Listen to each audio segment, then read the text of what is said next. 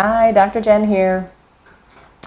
I'm going to try to give you as much information as I can about things you can do at home if things aren't going exactly the way they should be.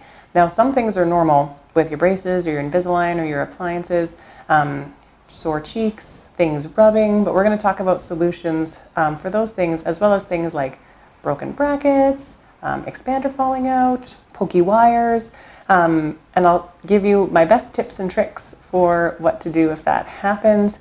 And hopefully that'll get everybody comfortable until you can give our office a call or come chat with us, or until the next appointment if that's what's needed. The first thing we're going to talk about is what to do if you have a pokey wire. With braces, this would be the most common thing that might be bugging you or your child. When we put wires in, especially at the very beginning, the wire's going into all the little ups and downs in those teeth that aren't perfectly straight. And as those teeth start to move and they start to get straighter, they take up less space. And that means our wire is too long, and that extra wire gets pushed out the very back tooth. And so you or your child might be feeling something poking at the very back of their mouth because that wire has slid to the back. And so if that's uncomfortable, it can make it really difficult to eat. You can get a canker sore back there, even a cut, it could bleed a little bit. And so you want to be able to get that comfy. There's two different ways that I recommend to make that feel better. So I'm going to show both of them to you, and you can use either one. We usually give you a little package of wax. It looks like this. And inside is a whole bunch of wax, and that wax is great for covering up any rough edges on your brackets, but it's also good if a wire is poking, especially if you can't get back there with anything to cut it. We'll go over that in a second. What you want to do with your wax, you want to take a little tiny piece, roll it up in a ball, make it nice and warm. Inside the mouth, you want to get it as dry as possible. If we're heading to a back edge of a wire, you're going to get this really warm. You're going to use maybe Kleenex or paper towel somewhere in there and try to dab it dry. This works too. Air, suck all the spit out, swallow. The drier it is, the better the wax is going to stick.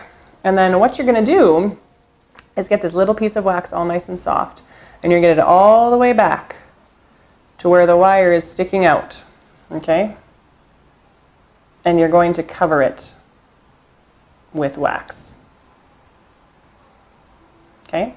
That wax is going to put a little soft spot on the wire so it can't be pokey. The key here is getting it dry and using just a small amount, just enough, and you want to mold it all the way over the edge. Now the wax is going to come off eventually, either with brushing or eating. That's okay. Don't worry if you swallow the wax. There's nothing harmful in it. It will just pass through your system.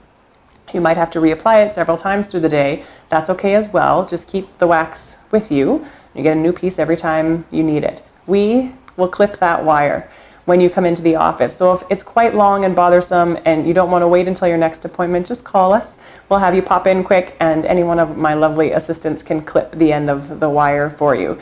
If the wax makes it okay and then your cheek feels fine, we'll cut it at your next appointment. But that's up to you. We want you to be comfortable.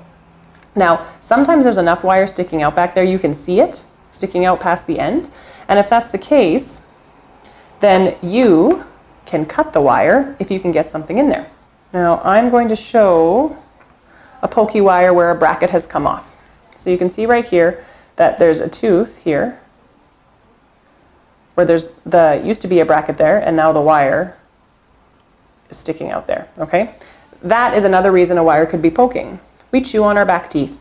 It's bouncing up and down, and sometimes in these early wires that are really soft, it'll break the last bracket off. That's okay, except that it causes a pokey wire back there. Most people have nail clippers at home. There's these little ones, the fingernail ones, the bigger toenail ones work as well. Get it really clean if you're going to stick it in someone's mouth. I took my dad's toenail clippers at one point when I had braces and boiled them in some boiling water before I stuck them in my mouth. But the first wires are quite soft, and the little clippers here are strong enough to cut the wire. If you make jewelry, you might have little wire clippers at home. Those work as well, but almost everyone has nail clippers, so this is usually the one I suggest you try. Basically what you want to do is locate where that pokey wire is, and if you can see the edge, then you can get back there. What you want to do is get as close, really close to this bracket, okay? So that there's as little wire sticking out past here as possible. Okay, now I'm going to try to do this so you can actually see me do it. So the clippers are going to come in from the front of the mouth, okay, this way, and I'm going to get the clippers all the way back here. You're going to squeeze, and you're going to take that little piece of wire right away. Now, the wire might not be perfectly tight up against this tooth, and that's okay. That might mean it's still a little bit pokey right there. That's when your wax comes in handy.